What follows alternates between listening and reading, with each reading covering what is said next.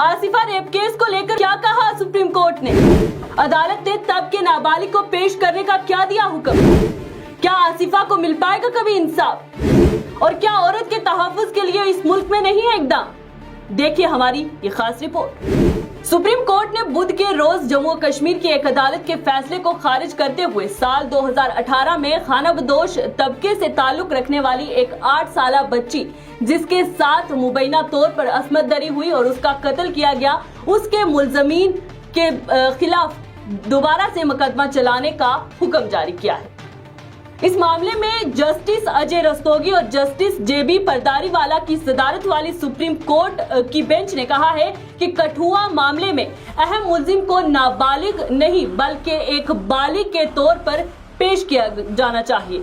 Chief justice ने कहा है कि जम्मू और कश्मीर हुकूमत ने दावा किया है कि हाई कोर्ट ने जुडिशियल मजिस्ट्रेट की अदालत के अहम मुलजिम को नाबालिग बताए जाने के हुक्म की गलत तरीके से तस्दीक की थी। याद रहे, साल 2018 जम्मू कश्मीर के जिला कठुआ से ताल्लुक रखने वाली एक 8 साला बच्ची जिसका ताल्लुक था खानाबदोश तबके से, जिसको हैवान सिफ्त लोगों ने अपना निशाना बनाया और उसका बचपन खा दिया। उसका बचपन ही नहीं खाया बल्कि उसकी जिंदगी भी उससे छीन ली। ये वही 8 साला बच्ची थी जिसे 8 लोगों ने मिलकर उसकी इज्तिमाई असमत दरी की और उसे मौत के घाट उतार दिया। रसाना गांव की इस बच्ची को एक मंदिर में इन हैवानों ने कई दिनों तक यरगमाल बनाकर उसे नशीली अद्वियात देकर रोज उसकी जिस्मानी इस्तेहसाली की और आखिर में उसे मौत के घाट उतार दिया। मौत भी ऐसी कि सुनने या देखने वाले की रूह कांप जाए। इन दरिंदों ने उसके साथ मारपीट कर उसकी टांगे तोड़ी और उसे तशद्दुद देकर मारना चाहा, लेकिन जब नहीं मरी तो पत्थर से 2 बार वार करके इस मासूम का सर फोड़ दिया, जिससे उसकी मौत हुई और चेहरा भी बिगड़ गया। इस पूरे मामले के बाद मुल्क भर में एहतजाज हुए, रेपिस्ट और कातलों को गिरफ्तार करने के मुतालबे किए गए। बिलाखिर 16 अप्रैल 2018 को मामले के लिए चार्जशीट फाइल की गई, जिसमें 8 मुलजमों पर मुकदमा दर्ज हुआ, जिनमें 4 पुलिस वाले, एक मंदिर का पुजारी और उसका बेटा और एक नाबालिग जो कि पुजारी का रिश्ते में भतीजा था शामिल थे। लेकिन इनमें से भी 3 लोग जिन पे इल्जामात साबित हुए वो सांजी राम, दीपक खजूरिया और प्रवेश कुमार थे, जिनको 25 साल की उम्र कैद हुई।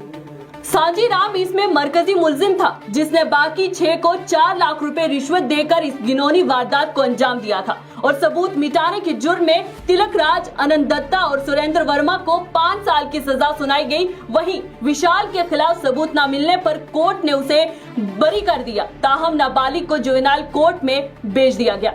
साल 2021 में पंजाब और हरियाणा हाई कोर्ट ने इन तीनों सबूत मिटाने वाले गुनहगारों की सजा माफ करके इन्हें जमानत दे दी। ये बात सिर्फ आसिफा की नहीं बल्कि ना जाने कितनी आसिफा ऐसी हैं जिनके ऐसे मामलात पेश आते हैं जो रोज इस्तहसाली का शिकार होती हैं, लेकिन ना तो उनका कोई मुकदमा दर्ज होता है, ना ही उनकी कोई सुनवाई होती है। सिर्फ बच्चियों की ही बात नहीं, हर औरत आए रोज किसी न किसी दरिंदे का निवाला बनती है।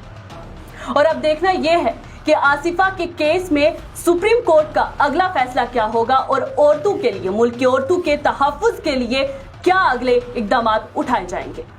आप देखते रहे न्यूज़ इनसाइडर 24/7 और मुझे दे इजाजत, अल्लाह निगहबान।